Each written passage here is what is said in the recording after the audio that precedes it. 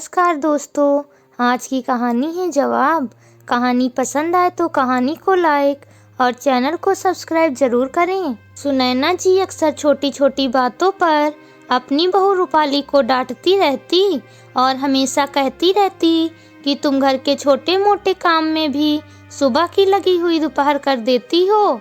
अपने पड़ोस वाली निशा जी की बहू को देखो, कितनी जल्दी जल्दी घर के काम निपटा कर मार्केट से सब्जी भी खुद ले आती है और भी सारे काम खुद ही करती है। एक तुम्हें देखो जो पूरा दिन घर के काम में ही लगा देती हो। तुमसे तो घर के काम ही पूरे नहीं होते, बाहर के काम तुम क्या कर पाओगी। लेकिन रूपाली अपनी ही धुन में लगी रहती और सुनैना जी की बातों पर ज्यादा ध्यान नहीं देती थी।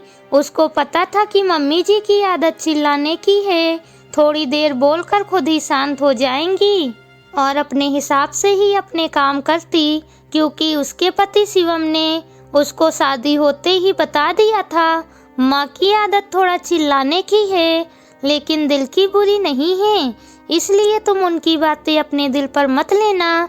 रूपाली को उसी दिन यह सब बातें समझ आ गई थी और उसने अपनी सासू माँ को उल्टा जवाब देना जरूरी नहीं समझा।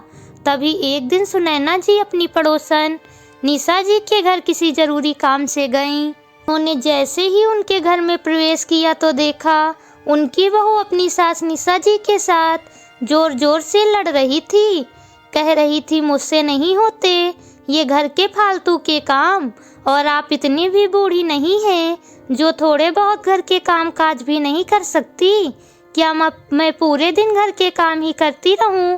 और हाँ, अगर आप घर के काम नहीं कर सकती तो अलग हो जाइए, मैं नहीं करूँगी आपसे कोई भी काम, समझिए आप।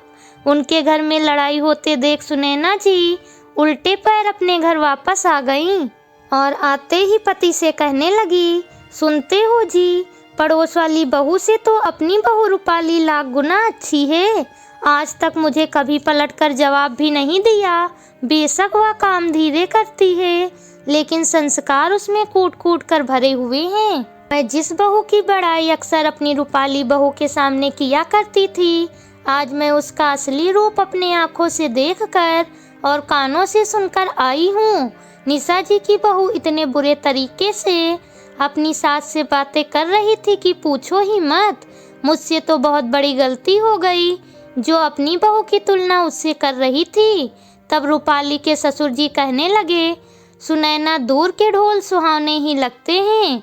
अच्छा हुआ आज तुम ये सब अपनी आंखों से देख आई और अब समझ भी गई होगी कि अपनी बहू बहुत ही संस्कारी और अच्छी है। तुम उसे हर बात पर टोकती रहती हो, लेकिन वह जवाब नहीं देती। आज से अपनी बहू की तुलना किसी से भी मत करना। हमारे तो भाग्य अच्छे हैं जो रूपाली जैसी बहू मिली। बाहर रूपाली चाय का कप लेकर खड़ी थी। उसने अपनी सास को सारी बातें सुन ली थी और मुस्कुरा रही थी। मन ही मन सोच रही थी, चलो अच्छा हुआ सासू माँ को आज पता चल गया कि पड़ोस वाली बहू कैसी है। अब शायद वो मुझे प्यार और सम्मान देना शुरू कर दें। Please subscribe channel.